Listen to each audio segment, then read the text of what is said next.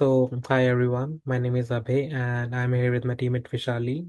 We're here to talk about a business called Urban Eats Restaurant Group, which is situated in downtown Toronto.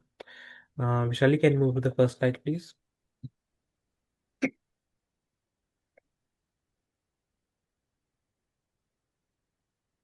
So let's just quickly talk about the overview of the company, which is Urban Eats Restaurant Group.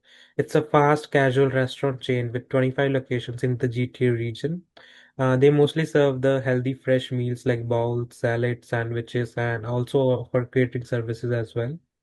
Apart from that, their mainly consumers are like students, office workers, and urban professionals who want quick and healthy food. If I talk about the central kitchen, which means they mostly prep their food and other sauces like marination and chopping vegetables in-house only in their main location, and they keep the quality very good so that everyone can just quickly come to the restaurant, just grab their food and can move on with their errands. It's a GTA based healthy food fast food chain that prepares most food in a central kitchen to save time and maintain quality. Shali, can you move to the next slide, please? Okay, so the business is facing several challenges that make daily operation harder. A lot of food get wasted because of ingredient gets spoiled quickly. Deliveries are often arrive late, which cause important item to run out during the business times. Inventory is tracked by hand, so mistakes happen and too much food get ordered. Staff schedule also do not match customers' busy time, leading to too many workers when it's slow and not enough when it's busy. Lastly, the business doesn't have system that updates ingredient needs in real time, making it difficult to plan, probably, and keep it right amount of stock. In the next one, the supply chains begin with suppliers who provide all the raw ingredients and material needed for operations. For there, the products are moved through the transportation stack, where goods are delivered from supplier to the central kitchen. At the central kitchen, ingredients are prepaid or processed before being sent out. Finally, the finished or semi prepared items are delivered to the store when they are cooked, assembled, and served to the customer. This flow shows how product moves step by step from source of always to the finish point of sale.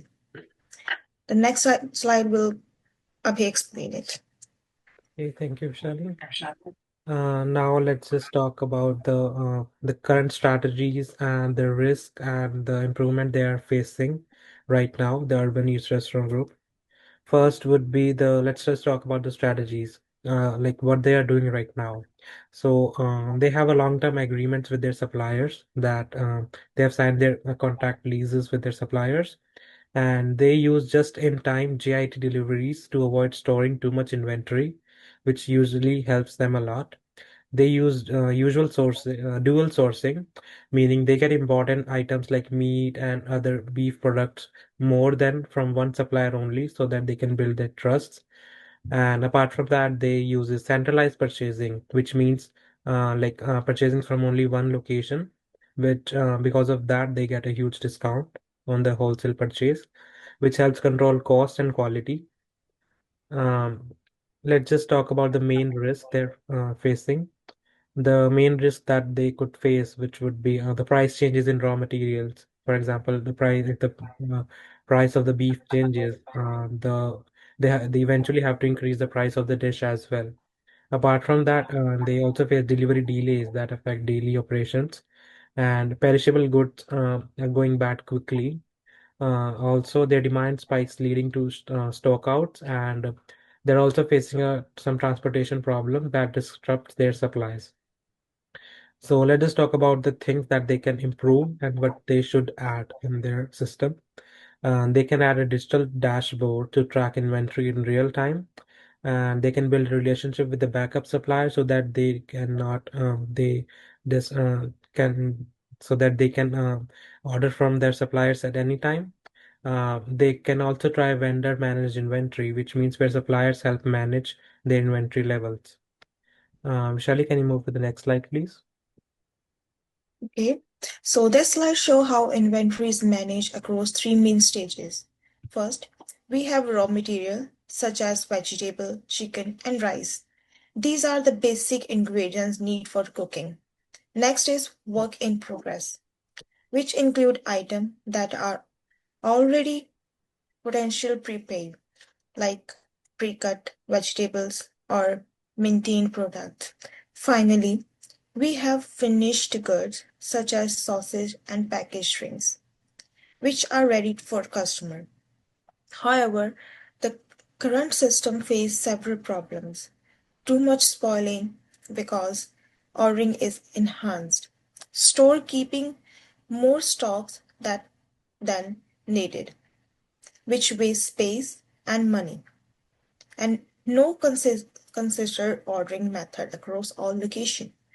Our overall goal is to reduce waste and improve how quickly inventory move through the system. So, Abhay? So thank you, Vishali. Let's just talk about their inventory models, which is EOQ and their turnover. So firstly, the EOQ stands for the economic order quantity, which means like how much quantity they need to in order to survive in the current economy.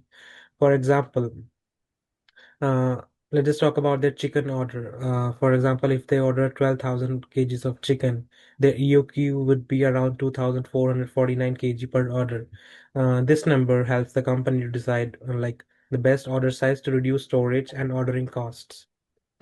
Um, Also, if we talk about the cost of goods sold, for example, their cost of goods sold is around $400,000. Their average inventory would be around $50,000. Then the turnover would be 8 times per year, which means which increases their turnover 10 to 12 times per year, which eventually leads to higher turnover, which means fresher products plus less waste. So the recommendations, like if we talk about, they should use the FIFO method for all the perishable goods, which means first in, first out. Apart from that, they should also use the ABC classification to focus more on important items. And they should also update their daily inventory by using digital tools. And they can also create dash standard operating ordering apps so all store locations order simultaneously and consistently. Like if I talk about in grid, EOQ helps decide that the best amount to order each item. Their inventory turnover is good but can be higher. They should use FIFO, prioritize important items, and use better tech tools. Shelly, can you move to the next page, please? Sure. Now let's just talk about the material requirement planning. For example, if let's just talk about the chicken bowl. How, what do you think the how much material, raw material are we required to make simple chicken bowl? First would be let's just talk about the rice, which is 200 grams of rice, 150 grams of chicken, lettuce 40 grams, sauce 50 grams, and the bowl packaging, which is 1 unit. So overall MRP is a system that ensures company has the right ingredients and the right raw material to make its product at the right time and the right place. Using the chicken ball example, it first figures out like how much exactly chicken is needed for the week's sales. Then it just subtracts the 150 gram of inventory and 50 kg safety stock to calculate the net requirement of 400 kg chicken.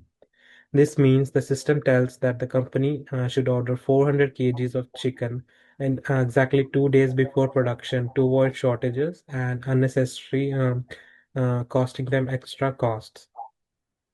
Shelly, can you move to the next page, please? Sure. So in this slide show how short-term scheduling is organized for both stores and central kitchen. The busiest times are during lunch from 11:30 a.m. to 2 p.m.